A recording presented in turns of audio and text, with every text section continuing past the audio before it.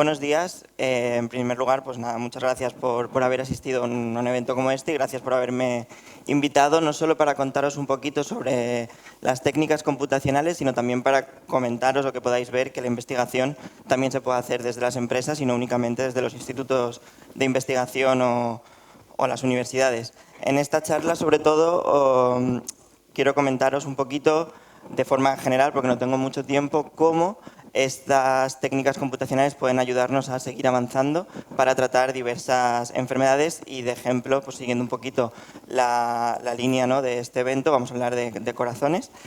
Entiendo que bueno, los corazones o el corazón es un órgano que todos conocéis.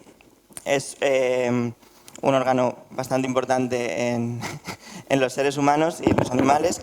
Y agrupa o tiene diversas enfermedades, como pueden ser los infartos, el daño que estos infartos pueden provocar en el tejido de estos corazones.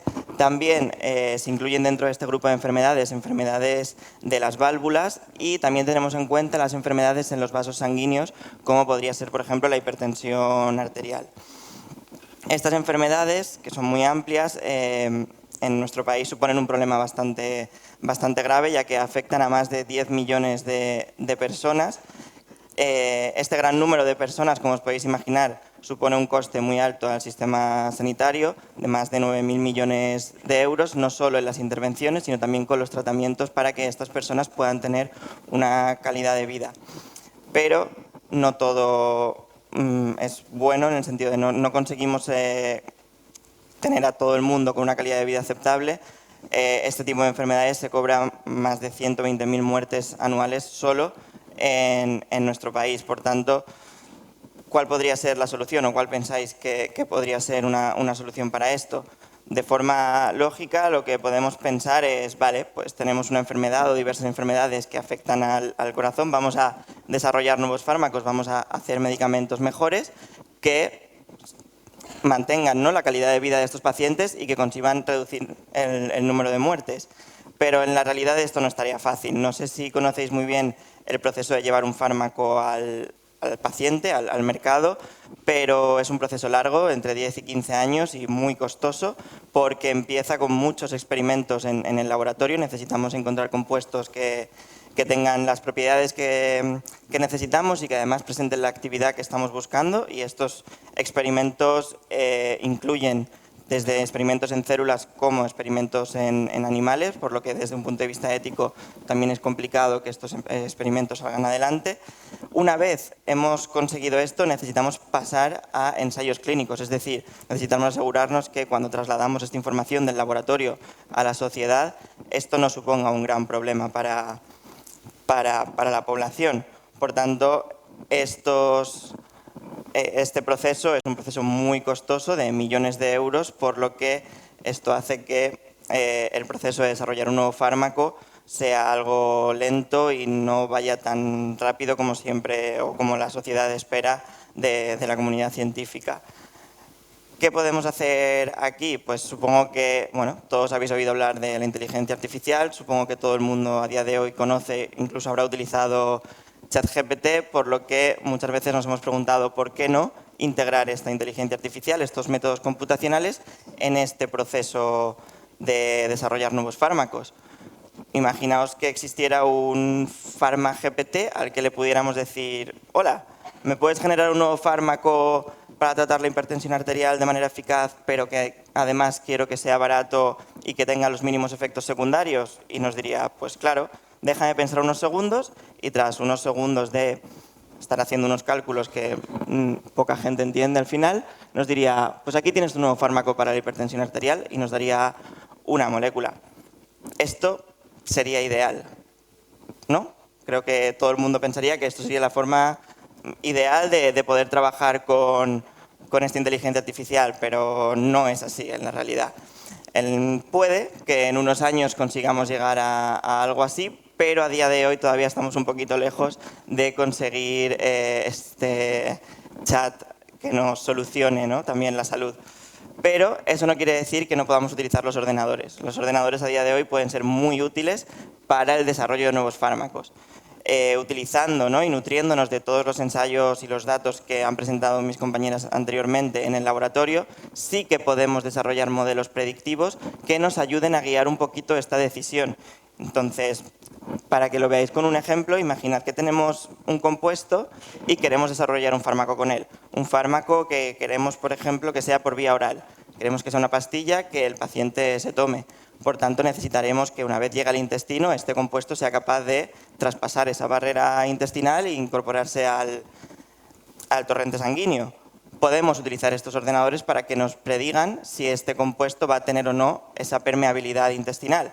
Y en este caso vemos en unos pocos segundos el ordenador nos dice sí, este compuesto es permeable al intestino. Necesitamos también que sea soluble para que cuando pase al torrente sanguíneo llegue a su sitio o al sitio que queremos que haga su función de manera correcta. Y igual, en unos pocos segundos, este ordenador, estos algoritmos que hemos desarrollado a partir de los datos del laboratorio, nos dice sí, también es soluble. Y luego podemos pensar, vale, no queremos que este compuesto sea tóxico, no queremos que cuando se lo demos a un paciente se intoxique con él y por mucho que pueda realizar esa función le esté perjudicando por otro lado. Y en este caso el ordenador nos dice, vale, pues es tóxico.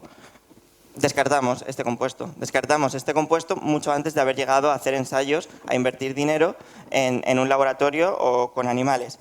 Y esto lo podemos utilizar de forma iterativa con grandes bases de datos.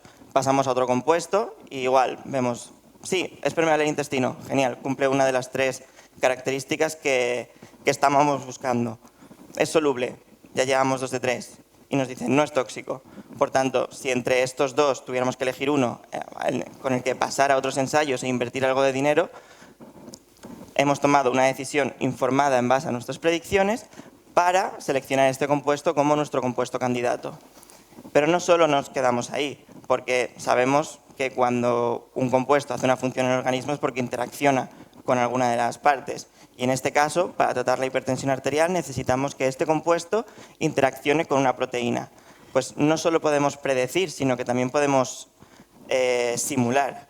Y en el momento en el que simulamos, podemos ver, con este vídeo aquí, podemos ver cómo nuestro compuesto interacciona con la proteína de interés. Entonces podemos predecir cómo va a ser esta unión y simular en el tiempo, tener una especie de película animada de cómo nuestro compuesto va a interaccionar con la proteína que nos interesa, en qué región, con qué tipo de interacciones moleculares, incluso qué valores energéticos para poder discriminar entre unos y otros de cuál presenta una mejor unión y así que cuando vayamos a invertir dinero en desarrollar un fármaco, vayamos con un compuesto candidato con el que tenemos cierta evidencia de que va a tener esta función. Y además conseguimos pasar de grandes bases de datos de millones de compuestos a unos cuantos candidatos en cuestión de días, por lo que estamos no solo abaratando, sino también acelerando mucho este proceso. Así que, bueno, para concluir y así de forma general, para que os quedéis con una idea de cómo podemos utilizar estas técnicas computacionales, finalmente, pues, utilizando estos ordenadores, aunque estamos lejos de ese PharmaGPT ideal, sí que podemos utilizar modelos predictivos para hacer un diseño mucho más dirigido, para tomar decisiones informadas que nos permitan seleccionar los mejores candidatos y esta selección de los mejores candidatos lo que nos va a permitir es que podamos reducir el número de ensayos, tanto ensayos in vitro con células como los ensayos con animales, por tanto se sacrifican menos animales en estas pruebas, pero además todo esto reduce el coste del desarrollo del fármaco, por lo que estamos también acelerando y acercando un poquito más que podamos conseguir nuevos fármacos de forma más rápida y asequible para todos. Así que, bueno, muchísimas gracias por vuestra atención y cualquier cosita me decís.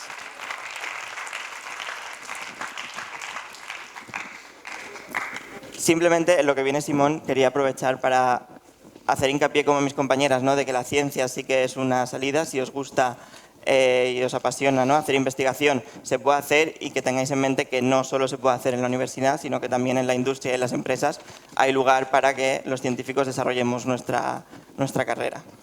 Así que bueno.